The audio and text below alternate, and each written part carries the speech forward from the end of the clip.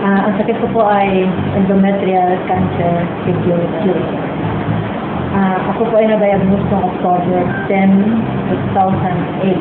Ito po yung cancer sa dinadaanan ng menstruation. Ako po ay minupusal na dapat ang endometrium glands ay kailangan dapat manipis na. Nagpa-diagnose po ako sa isang doktor dito sa Manila.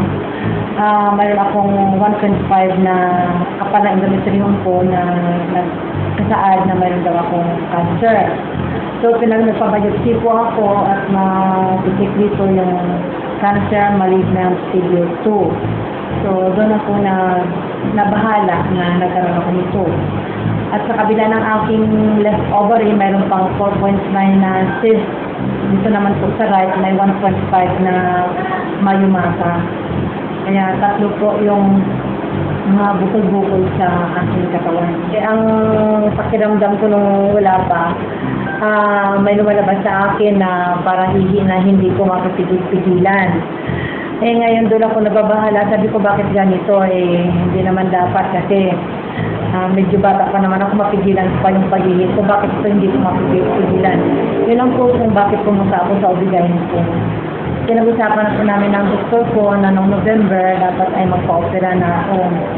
Kaso sa kawalan po ng pera na dapat ko ihilo doon kasi na makapalaki halaga naman. Kaya po nagsintay muna ako ng makapera.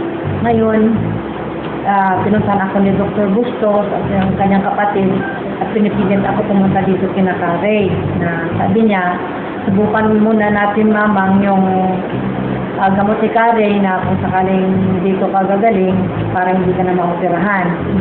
Kaya sa pilit ng dalawa, pumayag po ako at sumama ako dito po sa office ni Kare. Nung pag-inom ko ng Kare na ito, na gamot niya, parang lumiliit yung pakiramdam ko ng pag hinipo ko yung tiyan ko, sabi ko parang lumiliit. Kaya nang follow up ako for 1 month, nakita ko na yung panliliit niya. Yung 4.9 ko naging 3.9 ang labas ng dito ko sa my left side na cyst ko. Kasi ang una kong ito yung October 4 ko, ang ultrasound ko dito, sa left side ko na ovary 4.9 by 3.7. Tapos sa right ovary ko, 1.5 by 1.1. Ayun, after a month, ang nangyari, nagpa-ultrasound ako ulit noong October 10. Ang nangyari dito, yung 4.9 by 3.7 ko naging 3.6 by 2.0. At saka yung sa mayumata ko sa right side is 1.5 by 1.5. Nag-vaginal ultrasound ako every month. O kaya twice a month para lang ma-monitor ko kung totoo ba yung pagliit ng bukol ko o kung anong epekto ng herbal na iniinom ko. Sa katotohanan, dito ko po nalalaman na talaga pong totoo dahil December pa lang po nawala na yung bukol sa left ovary ko po. Ito sa huling resulta ng ultrasound ko po, ang nakita dito sa last ultrasound ko, nakatunayan po na nawala na po yung bukol ko. Kung hanggang ngayon ng herbal, umiinom pa rin ako kasi katunayan, gustong-gusto ko na yon dahil sa pakiramdam ko, dito ako lumalakas. Ito yung herbal na iniinom ko sa araw-araw. Bago ako kumain sa umaga, sa tanghali at sa gabi, iniinom ko to.